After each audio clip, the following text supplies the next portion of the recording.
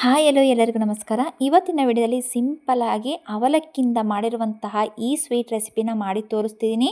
Sweet ಮಾಡ್ಕೊಳ್ಳೋದಕ್ಕೆ ತುಪ್ಪ ಬೇಕೇ ಬೇಕು ಅನ್ನೋರು ಈ ವಿಧಾನದಲ್ಲಿ ಟ್ರೈ ಮಾಡಿ. ತುಪ್ಪ, ಎಣ್ಣೆ, ಬಟರ್ ಯಾವುದೂ ಸಹ ನಾನು ಬಳಸದೆ ಸಿಂಪಲ್ಲಾಗಿ ಮತ್ತು ರುಚಿಯಾಗಿ ಬಾಯಲ್ಲಿಟ್ಟರೆ ಹಾಗೇ ಕರಗುವಂತಹ ಈ ಸಾಫ್ಟಾದ ಸ್ವೀಟ್ ರೆಸಿಪಿನ ನೀವು ಒಂದು ಸಲ ನೋಡಿಕೊಂಡು ಟ್ರೈ ಮಾಡಿ. ತುಂಬಾ ಸಾಫ್ಟಾಗಿ ರುಚಿ ಮಾತ್ರ ತುಂಬಾ ಚೆನ್ನಾಗಿರುತ್ತೆ. ವಿಡಿಯೋನ ನೋಡ್ತಿರೋರು ಫುಲ್ ವಿಡಿಯೋ ನೋಡಿ, ವಿಡಿಯೋಕ್ಕೊಂದು ಲೈಕ್ ಮಾಡಿ ನೋಡಿ. ಈ ಸ್ವೀಟು ಮಾಡ್ಕೊಳ್ಳೋದ್ರಿಂದ ಮನೆಯವರೆಲ್ಲ ತುಂಬಾ ಇಷ್ಟಪಟ್ಟು ತಿಂತಾರೆ. ಸ್ವೀಟು ಕೂಡ ತುಂಬಾ ಸಾಫ್ಟಾಗಿ ತುಂಬಾ ಚೆನ್ನಾಗಿ ಬರುತ್ತೆ. ಮಾಡುವ ವಿಧಾನವನ್ನು ನೋಡ್ಕೊಳ್ಳೋಣ. ನಾನಿಲ್ಲಿ ಒಣ ಕೊಬ್ಬರಿನ ತೊಗೊಂಡಿದ್ದೀನಿ. ಒಣ ಕೊಬ್ಬರಿನ ಈ ರೀತಿ ನಾನು ಕಟ್ ಮಾಡಿಕೊಂಡು ತಗೊಂಡಿದ್ದೀನಿ. ತುರಿದು ಬೇಕಾದ್ರೆ ನಾವು ತಗೊಳ್ಳೋದ್ರಿಂದ ಈಸಿಯಾಗಿ ನಾವು ಅದನ್ನು ಗ್ರೈಂಡ್ ಮಾಡ್ಕೊಳ್ಬೋದು. ಕೊಬ್ಬರಿನ ಫುಲ್ ಸಣ್ಣದಾಗಿ ನಾವು ಗ್ರೈಂಡ್ ಮಾಡ್ಕೊಳ್ಬೇಕು. ಒಂದು ಪ್ಲೇಟ್ಗೆ ನಾನು ಹಾಕ್ಕೊಳ್ತಿದ್ದೀನಿ. ಅದೇ ಮಿಕ್ಸಿ ಜಾರಿಗೆ 1 ಕಪ್ ಆಗೋಷ್ಟು ಪೇಪರ್ ಅವಲಕ್ಕಿನ ತೊಗೊಳ್ತಿದ್ದೀನಿ. ಗಟ್ಟಿ ಅವಲಕ್ಕಿ ತೊಗೊಂಡ್ರೆ ಅದು ಗ್ರೈಂಡ್ ಮಾಡ್ಕೊಳಕ್ಕಾಗಲ್ಲ, ಅದು ಸ್ವಲ್ಪ ತರಿಯಾಗೇ ಇರುತ್ತೆ. 1/4 ಕಪ್ ಆಗೋಷ್ಟು ಹಸಿ ಕಡಲೆಬೀಜನ ಹಾಕ್ಕೊಳ್ತಿದ್ದೀನಿ. 2 ಏಲಕ್ಕಿ ಕಾಯಿನ ಹಾಕ್ಕೊಂಡು ನುಣ್ಣಗೆ ಗ್ರೈಂಡ್ ಮಾಡ್ಕೊಳ್ಬೇಕು. ನೋಡಿ, ಸ್ವಲ್ಪ ಸಣ್ಣದಾಗಿ ನಾವು ಪೌಡ್ರನ್ನ ಮಾಡ್ಕೊಳ್ಬೇಕು. ಅದೇ ಮಿಕ್ಸಿ ಜಾರಿಗೆ ನಾನು ಗ್ರೈಂಡ್ ಮಾಡ್ಕೊಂಡಿರುವಂತಹ ಕೊಬ್ಬರಿ ತುರಿನ ಹಾಕ್ಕೊಳ್ತಿದ್ದೀನಿ. ಕೊಬ್ಬರಿ ತುರಿ ನಾವು ಹಾಗೆ ಗ್ರೈಂಡ್ ಮಾಡ್ಕೊಳ್ಳೋದ್ರಿಂದ ಅದು ಸಣ್ಣಗಾಗಲ್ಲ. ನಾನು ಈಗ ಅವಲಕ್ಕಿ ಮತ್ತು ಕಡಲೆ ಬೀಜದೊಂದಿಗೆ ನಾನು ಸೇರಿಸ್ಕೊಂಡು ಗ್ರೈಂಡ್ ಮಾಡ್ಕೊಳ್ತಿದ್ದೀನಿ. ನಮಗೆ ಎಷ್ಟು ಸಣ್ಣದಾಗಿ ಮಾಡ್ಕೊಳ್ಬೋದೋ ಅಷ್ಟು ಸಣ್ಣದಾಗಿ ನಾವು ಮಾಡ್ಕೊಳ್ಳೋಣ. ನೋಡಿ, ಮಿಕ್ಸಿಯಲ್ಲಿ ನಾವು ನುಣ್ಣಗೆ ಗ್ರೈಂಡ್ ಮಾಡಿಕೊಂಡು ಒಂದು ಪ್ಲೇಟಿಗೆ ಇಟ್ಕೊಳ್ತಿದ್ದೀನಿ. ಉಳಿದ ಕೊಬ್ಬರಿ ತುರಿನೂ ಕೂಡ ನಾನು ಹಾಕ್ಕೊಂಡು ಮತ್ತೆ ನಾನು ಗ್ರೈಂಡ್ ಮಾಡಿಕೊಂಡು ಹಾಕ್ಕೊಳ್ತಿದ್ದೀನಿ. ಫುಲ್ಲು ಸಣ್ಣಗೆ ನಾವು ಮಾಡ್ಕೊಳ್ಬೇಕು. ನೋಡಿ, ಗ್ರೈಂಡ್ ಮಾಡಿಕೊಂಡು ಒಂದು ಪ್ಲೇಟ್ಗೆ ನಾನು ಎತ್ತಿಟ್ಕೊಂಡಿದ್ದೀನಿ. ಸ್ಟವ್ ಆನ್ ಮಾಡಿಬಿಟ್ಟು ಒಂದು ಬಾಣಲಿ ಇಟ್ಕೊಂಡಿದ್ದೀನಿ. 1/4 ಕಪ್ ಅಷ್ಟು ಆರ್ಗ್ಯಾನಿಕ್ ಬೆಲ್ಲವನ್ನು ತೊಗೊಂಡಿದ್ದೀನಿ. ಆರ್ಗ್ಯಾನಿಕ್ ಬೆಲ್ಲ ಇಲ್ಲ ಅಂದರೂ ಪರವಾಗಿಲ್ಲ, ಮಾಮೂಲಿ ಬಿಳಿ ಬೆಲ್ಲವನ್ನು ನಾವು ಹಾಕ್ಕೊಳ್ಬೋದು. 1.5 ಕಪ್ ಅಷ್ಟು ನೀರನ್ನು ಹಾಕ್ಕೊಳ್ತೀನಿ. 1/4 ಕಪ್ ಬೆಲ್ಲಕ್ಕೆ 1.5 ಕಪ್ ಆಗೋಷ್ಟು ನೀರನ್ನು ಹಾಕ್ಕೊಂಡು ಬೆಲ್ಲವನ್ನು ಕರಗಿಸ್ಕೊಳ್ಬೇಕು. ಬೆಲ್ಲವನ್ನು ಪಾಕ ಮಾಡ್ಕೊಳ್ಳೋ ಅವಶ್ಯಕತೆ ಇಲ್ಲ, ಜಸ್ಟ್ ನಾವು ಕರಗಿಸ್ಕೊಂಡು ಒಂದು ಕುದಿಸ್ಕೊಂಡ್ರೆ ಸಾಕು. ಪೌಡ್ರ್ ಮಾಡ್ಕೊಂಡಿರುವಂತಹ ಅವಲಕ್ಕಿ ಪೌಡ್ರನ್ನ ನಾನು ಹಾಕ್ಕೊಳ್ತಿದ್ದೀನಿ. ನೋಡಿ, ಹಾಕ್ಕೊಂಡು ನಾವು ಮಿಕ್ಸ್ ಮಾಡ್ಕೊಳ್ಬೇಕು.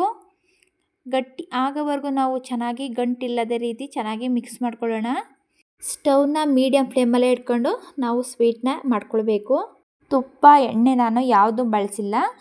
ಕೊಬ್ಬರಿ ಮತ್ತು ಕಡಲೆ ಬೀಜದಲ್ಲಿರುವಂತಹ ಎಣ್ಣೆ ಅದೇ ಬಿಟ್ಕೊಳುತ್ತೆ. ಜಿಡ್ಡಿನಂಶ ಇರೋದ್ರಿಂದ ನಾವು ಎಣ್ಣೆ ತುಪ್ಪ ಹಾಕೋ ಅವಶ್ಯಕತೆ ಇರೋದಿಲ್ಲ.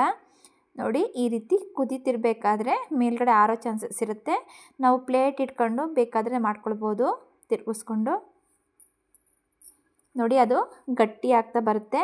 5ರಿಂದ 10 ನಿಮಿಷದಲ್ಲೇ ಅದು ಗಟ್ಟಿಯಾಗಿಬಿಡುತ್ತೆ. ನೋಡಿ, ಅದು ಫುಲ್ಲು ನೀರಿನಂಶ ಎಲ್ಲ ನೀಟಾಗಿ ಹೀರ್ಕೊಂಡು ಸ್ವಲ್ಪ ಎಣ್ಣೆ ಬಿಡೋವರೆಗೂ ನಾವು ಇದೇ ರೀತಿ ತಿರುಗಿಸ್ಕೊಳ್ಬೇಕು. ತಳ ಕೂಡ ಇಟ್ಕೊಳ್ಳಲ್ಲ. ಈ ರೀತಿ ನಾವು ಆವಾಗ ತಿರುಗಿಸ್ಕೊಂಡು ನೋಡಿ, ಈ ರೀತಿ ಫುಲ್ ತಳ ಬಿಡಬೇಕು. ಅಲ್ಲಿವರೆಗೂ ನಾವು ಇದೇ ರೀತಿ ಮಿಕ್ಸ್ ಮಾಡಿಕೊಂಡು ಚೆನ್ನಾಗಿ ಬೇಯಿಸ್ಕೊಳ್ಬೇಕು. ನೋಡಿ, ಈಗ ಸ್ವೀಟು ರೆಡಿಯಾಗಿದೆ. ಒಂದು ಪಾತ್ರೆಗೆ ನಾನು ಹಾಕ್ಕೊಳ್ತಿದ್ದೀನಿ. ಅದು ತಣ್ಣಗಾದ ನಂತರ ನಾವು ಸ್ವೀಟ್ನ ರೆಡಿ ಮಾಡ್ಕೊಳ್ಬೋದು. ನೋಡಿ, ತುಂಬಾ ಇನ್ಸ್ಟೆಂಟಾಗಿ ಈಸಿಯಾಗಿ ಮಾಡ್ಕೊಳ್ಬೋದು. ತುಪ್ಪ ಅಥವಾ ಎಣ್ಣೆ ಸವರಿರುವಂತಹ ಪ್ಲೇಟ್ಗೆ ನಾನು ಹಾಕ್ಕೊಳ್ತಿದ್ದೀನಿ. ನೋಡಿ, ಎಲ್ಲ ಹಾಕ್ಕೊಂಡು ಒಂದು 5 ನಿಮಿಷ ನಾವು ಹಾಗೇ ಬಿಡಬೇಕು. 5 ನಿಮಿಷ ಆದ ನಂತರ ನಾವು ಸ್ವೀಟ್ನ ರೆಡಿ ಮಾಡ್ಕೊಳ್ಬೋದು. ತಣ್ಣಗಾಗಲು ಅದನ್ನು ಬಿಡೋಣ. ನೋಡಿ, ನಾನು ತೋರಿಸ್ತೀನಿ. ಕೈಯಲ್ಲಿ ಈ ರೀತಿ ಮುಟ್ಟಿದ್ರೂ ಸಹ ಅದು ಸ್ವಲ್ಪನೂ ಸಹ ಅಂಟ್ಕೊಳ್ತಿಲ್ಲ. ಅದರಲ್ಲೇ ಎಣ್ಣೆ ಅಂಶ ಬಿಟ್ಕೊಳ್ಳೋದ್ರಿಂದ ನೋಡಿ ಈಸಿಯಾಗಿ ನಾವು ಸ್ವೀಟನ್ನು ಮಾಡ್ಕೊಳ್ಬೋದು. ನಾನಿಲ್ಲಿ ಕೊಬ್ಬರಿ ಪೌಡ್ರನ್ನ ತೊಗೊಂಡಿದ್ದೀನಿ, ಡ್ರೈ ಕೋಕೋನಟ್ ಪೌಡ್ರನ್ನ ತೊಗೊಂಡಿದ್ದೀನಿ. ನಮಗೆ ಎಷ್ಟು ಬೇಕೋ ಅಷ್ಟು ಸ್ವೀಟ್ನ ತೊಗೊಳ್ಳೋಣ. ನಮಗೆ ಯಾವ ಶೇಪಲ್ಲಿ ಬೇಕೋ ಆ ಶೇಪಲ್ಲಿ ಮಾಡ್ಕೊಳ್ಬೋದು. ರೌಂಡ್ ಶೇಪಾಗಾರು ನಾವು ಮಾಡಿಕೊಂಡು ಲಡ್ಡುನಾಗಿ ನಾವು ಮಾಡ್ಕೊಳ್ಬೋದು. ಇಲ್ಲ ಅಂದರೆ ನಾನಿಲ್ಲಿ ಸಿಲಿಂಡ್ರ್ ಶೇಪಾಗಿ ಮಾಡ್ಕೊಳ್ತಿದ್ದೀನಿ. ನಮಗೆ ಗೊತ್ತಾಗುತ್ತೆ ಯಾವ ರೀತಿ ಅದು ಎಣ್ಣೆ ಬಿಟ್ಕೊಳ್ತಿದೆ ಅಂತ. ಸ್ವಲ್ಪನೂ ಸಹ ಕೈಗೆ ಅಂಟ್ಕೊಳ್ತಿಲ್ಲ. ಕೊಬ್ಬರಿ ಮತ್ತು ಕಡಲೆ ಬೀಜದಲ್ಲಿರುವಂತಹ ಜಿಡ್ಡಿನಂಶ ನೋಡಿ ಯಾವ ರೀತಿ ಬಿಟ್ಕೊಳ್ತಿದೆ. ನಾವು ಯಾವುದೇ ಒಂದು ಎಣ್ಣೆ ತುಪ್ಪ ಬಳಸ್ತಲೇ ನೋಡಿ ಈಸಿಯಾಗಿ ಸಿಂಪಲ್ಲಾಗಿ ಮಾಡ್ಕೊಳ್ಬೋದು. ಡ್ರೈ ಕೋಕೋನಟ್ ಪೌಡ್ರನ್ನ ಈಗ ನಾವು ಇದಕ್ಕೆ ಹಚ್ಕೊಳ್ಳೋಣ. ಡ್ರೈ ಕೋಕೋನಟ್ ಪೌಡ್ರು ಇಲ್ಲ ಅಂದರೂ ಪರವಾಗಿಲ್ಲ, ಹಾಗೆಯೇ ನಾವು ಪ್ಲೈನಾಗಿ ಮಾಡಿಕೊಂಡು ತಿನ್ಬೋದು. ತುಂಬಾ ಚೆನ್ನಾಗಿರುತ್ತೆ. ಡ್ರೈ ಕೋಕೋನಟ್ ಹಾಕೋದ್ರಿಂದ ನೋಡೋದಕ್ಕೆ ತುಂಬಾ ಚೆನ್ನಾಗಿ ಕಾಣಿಸುತ್ತೆ. ನೋಡಿ, ಜ್ಯೂಸಿಯಾಗಿ ತುಂಬಾ ರುಚಿಯಾಗಿರುವಂತಹ ಅವಲಕ್ಕಿಯಿಂದ ಮಾಡಿರುವಂತಹ ಸ್ವೀಟು ಕೇವಲ 20 ನಿಮಿಷದಲ್ಲಿ ನಾವು ಮಾಡ್ಕೊಳ್ಬೋದು. Easy method. ಕೇವಲ 4 ಸಾಮಗ್ರಿಗಳಿದ್ದರೆ ಸಾಕು, ಈಸಿಯಾಗಿ ನಾವು ಸ್ವೀಟ್ ರೆಸಿಪಿನ ಮಾಡ್ಕೊಳ್ಬೋದು. ಜಾಸ್ತಿ ತುಪ್ಪ ಬೇಕಾಗಿಲ್ಲ, ಯಾವುದೇ ಒಂದು ಮಿಲ್ಕ್ ಪೌಡ್ರು, ಯಾವುದೇ ಒಂದು ಕಾಸ್ಟ್ಲಿ ಐಟಮ್ ಬೇಕಿಲ್ಲ.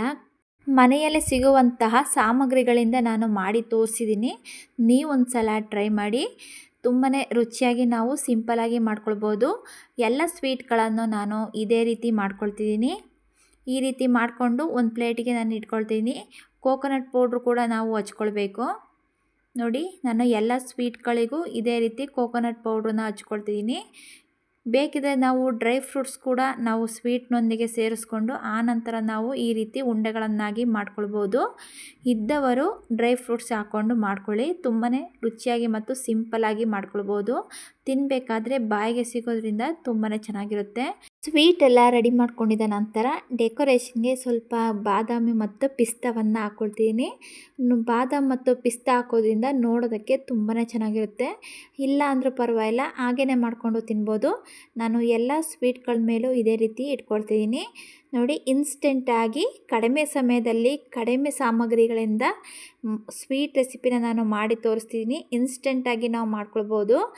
ಅವಲಕ್ಕಿಯಿಂದ ಮಾಡಿರುವಂತಹ ಈ ಸ್ವೀಟನ್ನು ನೀವು ಒಂದು ಸಲ ಟ್ರೈ ಮಾಡಿ. ಹೇಗೆ ಬಂತು ಅಂತ ನನಗೆ ಕಮೆಂಟ್ ಬಾಕ್ಸಲ್ಲಿ ತಿಳಿಸಿ.